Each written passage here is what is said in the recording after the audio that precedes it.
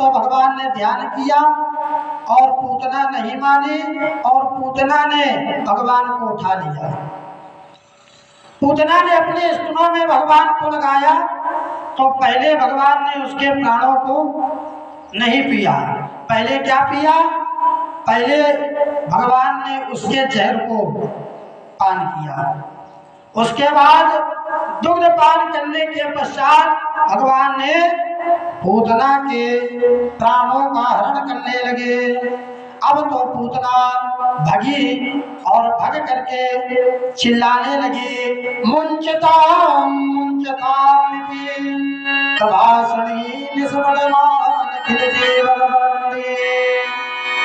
पूतना बोली, छोड़ो बेटा छोड़ो। पूतना कहने लगी, बेटा छोड़ो।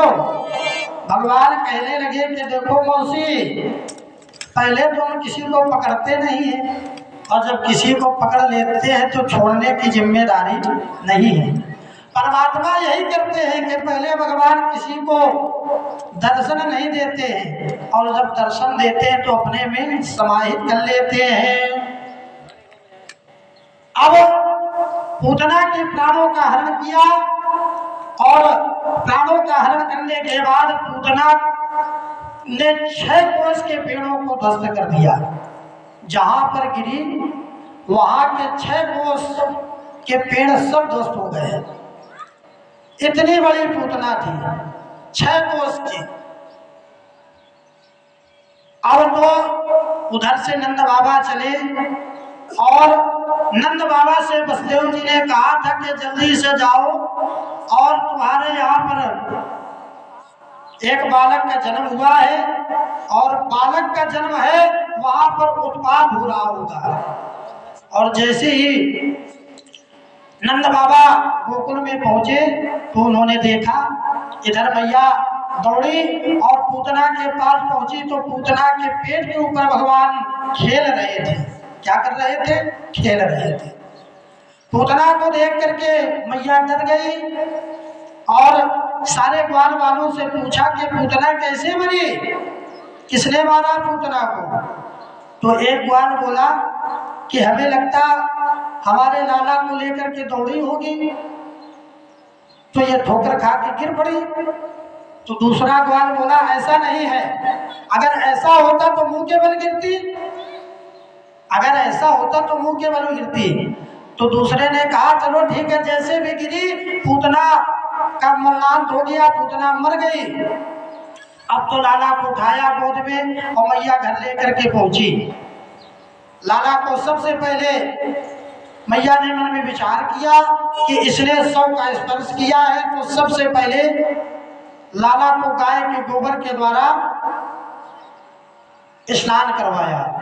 गौमूत्रेण स्नात्वा पुनर्गोल जसार्भकम, गौमूत्र से स्नान कराया और गौमूत्र से स्नान करा करके पंचगव्य के द्वारा स्नान कराया। पंचगव्य जानते हो?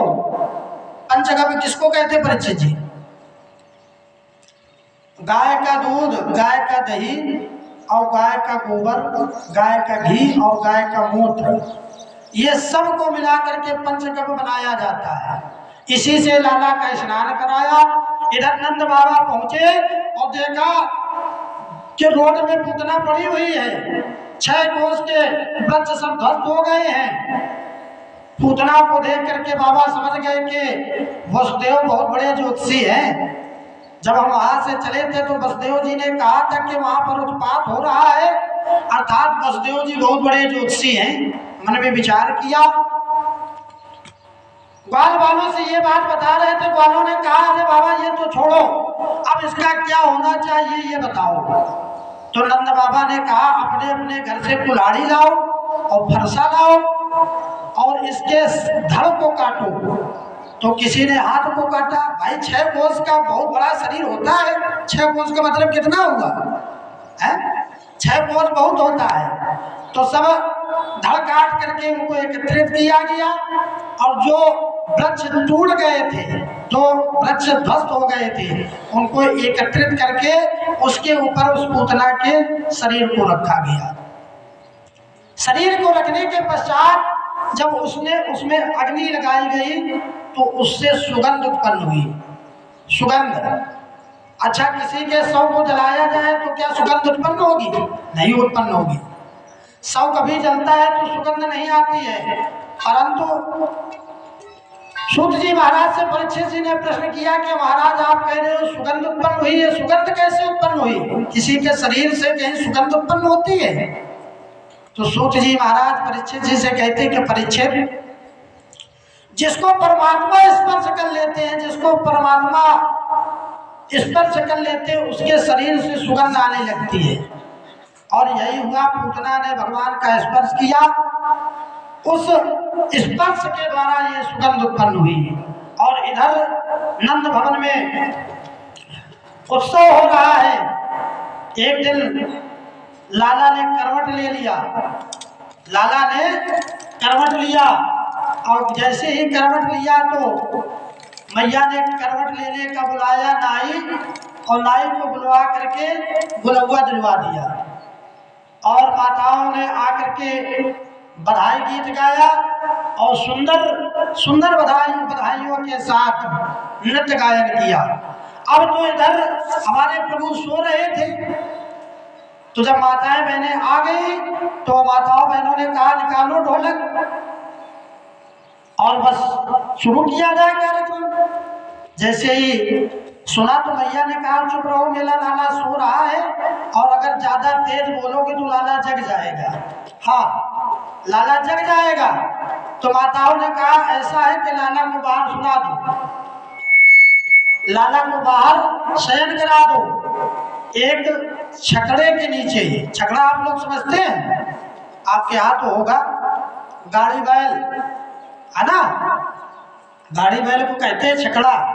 उसके नीचे लाला को सुलाया गया और अंदर सुंदर सुंदर बधाइयाँ हो रही है कि बधाई होवे नंद भवन में, बधाई होवे नंद भवन में, बधाई होवे नंद भवन में।